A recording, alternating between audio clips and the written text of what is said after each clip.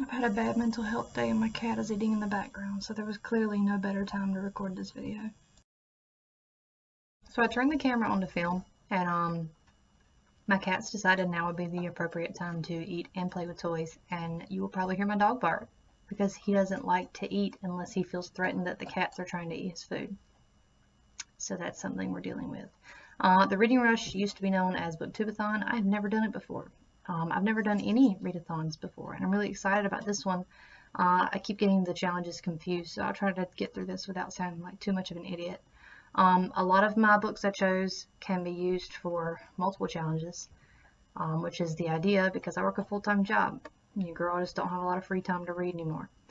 But I'd like to read a couple things for fun before I have to go back to school and read for not fun. Which that's a lie. I like books that I read in school. I don't like being made to read books, which I guess this is sort of that too. That's a tangent. Anyway, the first challenge is to read a book with purple on the cover. And I chose The Color Purple by Alice Walker because this is really pretty. I don't know. I like that it's a purple cover of The Color Purple. This is one of the ones where I don't know if I'll get through it. It is kind of lengthy and small writing, and anyway, but this one also works with the last challenge, so it can double up.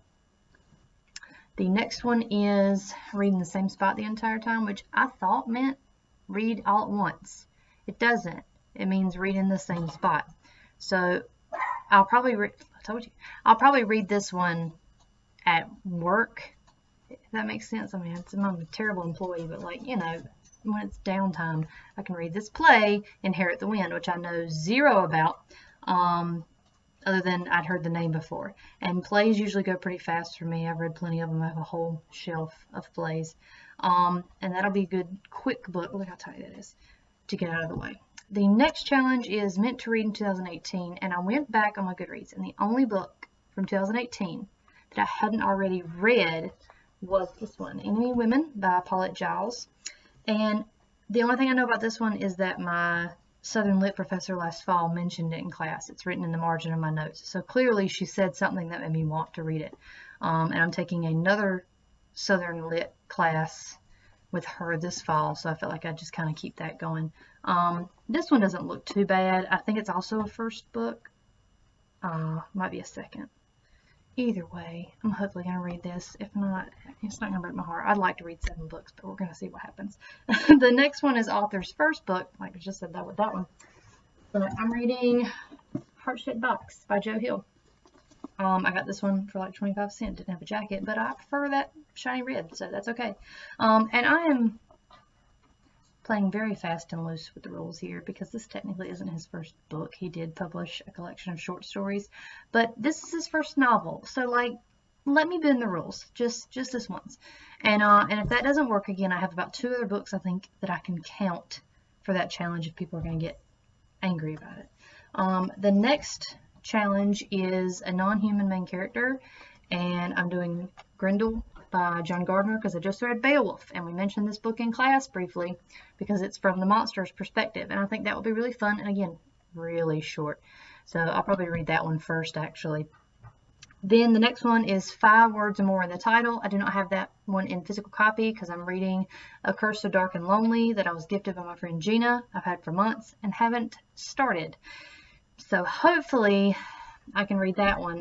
That one will be one I'll probably read like on the treadmill when I'm working out because I can just tap it as I run. It's pretty long, but I think it's manageable. We'll see. Again, I want to read 7. Maybe the willpower will get me there. And the very last one is a book, read a book and watch a movie adaptation. And I have this very pretty cover of The Joy Luck Club by Amy Tan. And I don't know anything about it. There's a lot of these books. I know zero about all these books, besides I've seen parts of The Color Purple. I've never actually sat down and watched it. It's just always been on. You're like, oh, well, I'll watch that. And it's like halfway through the movie. Joy Luck Club's kind of the same way. I've never seen it. And I don't know anything about it. So I'm looking forward to just kind of experiencing these organically. That was a cat. So the bonus challenge is to read 7 books, obviously, but I have covered my bases, and I think that if I can't get to 7, I can at least get all the challenges done, and that'll be good. That'll be good.